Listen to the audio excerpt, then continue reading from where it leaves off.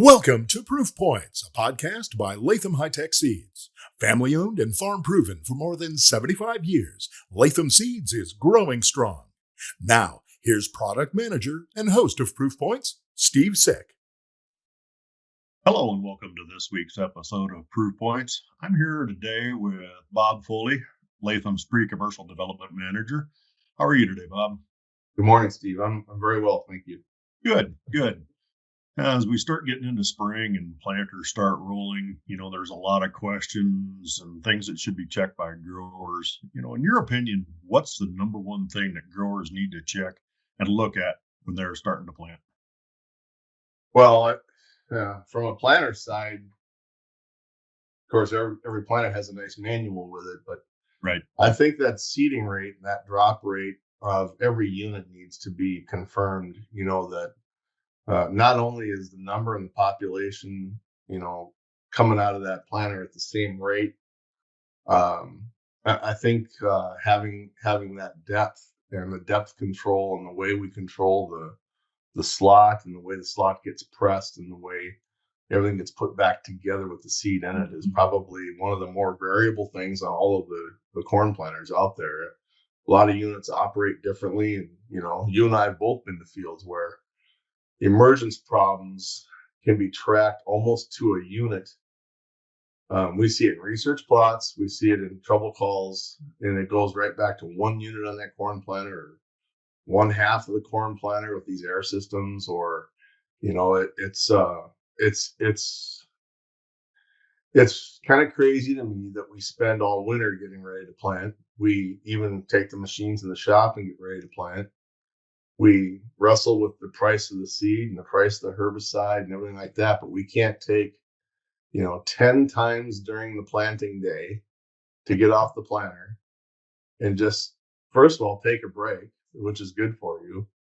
Second of all, just go dig up some corn in each one of your rows, and soybeans as well. Now that singulation is becoming so important in soybeans at depth, and dig every one of those rows for 10, 15 minutes and just spend some time making sure that machine's operating the way it is. And I would also tell you, don't do it on the end of the field. Do it out in the middle where you've had your speed going at a normal pace. You slow down and stop, then walk 40 yards back, or just get out next to the rows that you just got done planting and check them and see what's going on with that planter. And that's the finest tuned instrument you have, putting all that seed in every day. Right. And to not check it, to me seems like if you do 5 checks or 10 checks a day, you're talking about an hour out of your day just to make sure that thing's running right. And I just think you can't do it on the ends where you've slowed down. You can't do it where you're filling up with seed. You got to do it out in the middle of that field where your ground speed was running along. And I think once you think that planter's ready to go, then your last chance of fine tuning it's out in the field, and that's where you ought to be doing it. You ought to do it every day until the days are done. Right. No, that's a good point, Bob. I mean, most people probably check it when they start planting and assume it's right for every field, because every field's different, as we know.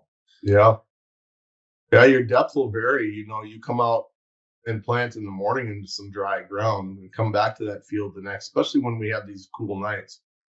You come back that next morning and see that moisture has come up around that seed that you planted on, or you realize that, damn, I just laid that seed right on top of that bottom moisture line instead of into it. There's a lot of things that you should go back and look the day after and see if you place that crop where you thought you did, because moisture moves up and down that soil profile as these temperatures go up and down in the nighttime. And these early planted crops can sometimes end up in dry dirt. And you sure don't want that second field or the second day to repeat the first day if you've had that problem. So I think you check while you plant, but I think you got to go back and take a look at what you did, and make sure when that moisture is coming up or not coming up that you actually did place that seed where you thought you did. Mm-hmm. So in some cases, if you've planted and then you get a nice rain, it's nice and warm, and then all of a sudden there's a forecast or some cooler weather, even some potential at freezing, below freezing temperatures. How concerned should growers be in those type of situations? Yeah. So depth is your friend. The shallow planted corn has a more likelihood of catching some of that cold snap if it's Mm, an extended long period cold snap. Um, Shallow corn is certainly more suspect, and so you just opened up a can of worms here because this is a big topic, and it's all about kind of like timing the stock market. So you get out in that nice weather and you put that corn in, it hits moisture and starts to swell. It imbibes moisture mm-hmm. and it starts to swell. It might even kick out a sprout, and all of a sudden the weather turns bad, and it might be a week of really cold and bad weather. Not You're not even enjoying being outside, and you don't want to plant in it when it's like that. But those kernels have started to grow, and that's their most susceptible time because they've swelled, Mm-hmm. they're full of water, and then if they get frozen or really cold chilled, they rupture cells and can cause several different layers of damage. That they could kill the kernel. They could rupture the cells that are in the radicals that came out, which would disable that seed. Or you can get some type of just seed coat breakage, which allows it to be attacked by things like Pythium and some of these other bacteria that are in the soil. And so you're just hoping that, boy, when it warms up, I hope it gives me 5 good days of really good heat so I can get this up before that kernel dies. So now you're racing with that kernel. So I actually don't have a problem with the guys that want to plant in the soil that's 45 degrees, 42 degrees, because you're storing it in the ground just as well as you're storing it in the bag. Right. It's the guys that are coming in at this 48 to 54 zone, and that soil is moving up and moving down and going back and forth, and they catch one nice, really warm day, and that seed gets to going, Mm-hmm. and then the weather turns back again, and that's more punishing. The other thing that's tough is if you're in dry soil, and this is really critical. There's probably as many complaints from emergence after cold snaps from the seed being planted into drier soil not being planted deep enough. Dry ground does not provide a barrier to the cold, and it can penetrate deeper into the soil. Now think about, we get these winters where the orange crop in Florida, because Florida's going to get a frost. Mm-hmm. You know what the growers in Florida do when they're going to get a frost on their orange crop? No, They turn the water on Oh, that's right. Yep. because water is a barrier to the frost, and the trees will be covered in ice, but it protects the crop and keeps the leaves from getting damaged from the frost. Now, so you're telling me water is a barrier to cold snap. Now, if you're planting in dry soil and hoping to get a rain, or not getting deep enough because you're afraid to go deeper, you're going to allow that dry soil to kind of non-insulate that seed, where moist soil will insulate that seed. And planting into dry dirt's a bad thing. We talk a lot about planting 2.5 to 3 inches. 2.5 inches to me is like the optimum. Nothing shallower than 2.5. And I don't really consider how wet it is. I do it because I want the crowns to be, placed well. I want to get through July more than I want to get fast emergence. To me, Right. winning the emergence game is not important. Having uniform emergence is important. Yes. And winning July is important. So shallow planted corn has shallow crowns. They don't take the heat. I often give the example of when we walked beans as kids. We'd go out and dig a hole with our shoe down about 6-7 inches to put our water bottle down there. Mm-hmm. So when we make a pass through the field and back, our water would stay cold all day long because we put it under the ground. Well, that's what your roots are doing. And if you leave your roots up high, they're getting that cooking effect. And you see those brace roots kind of curl towards the sky. On corn plant, when you have that's shallow planted, or just really excessively hot soil. So that crown where all of those roots come off of, you want that to be shallow. So when we plant into moist ground, two things happen. We tend to shallow up because there's moisture right there at the surface, and we're afraid to mud it in. But the fact is that ground swells. We know that ground swells, like, if I don't know how to say it, horizontally, left to right. Let's talk it that way. Right. We see ground swell, and that's how we get slits from our corn planter. When it dries up, the slit opens up. But people don't realize that ground swells up and down as well. And anybody that is doubting this, just take your tractor and drive fast across a moist field and drive fast across a dry field, and that moist field's a lot softer ride. You'll notice it, especially when you have the old tractors. You get the M's and the B's out there. That's a rough ride on dry soil, but pretty smooth on the wet soil. And that's because you got that swollen ground. So what I'm trying to get to is when you plant shallower because the soil's moist, and then it dries out, your depth gets closer to the soil surface because the ground swell decreases. And so now you put it in 1 3/4 inches, and it ends up being at 1 1/4 inches, 1.5 inches, because the swell leaves when the dry ground comes along. So you really want to make sure in wet soil in particular that you put it down at that 2.5 to make up for that drying effect where you lose that swell. Otherwise, your brace roots and your crowns are going to be, sticking up and out of the ground. So there's the breeding today and the breeding we've had over the last 20 years. The standard depth is 1.5 inches to 2 inches kind of across Iowa.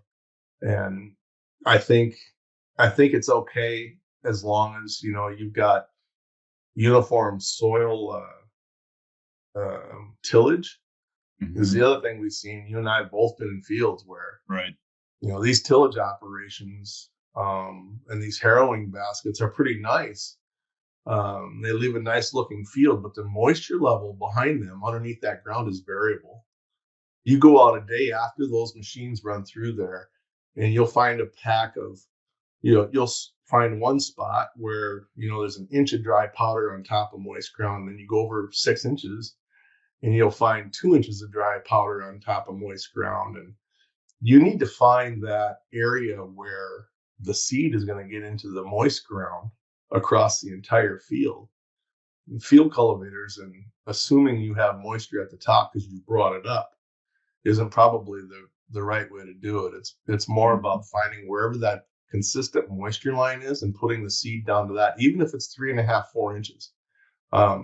There just simply isn't a value to putting half your seed in dry soil and half your seed in wet soil, because at the end of the day, it's about how many kernels can I get up all at the same time.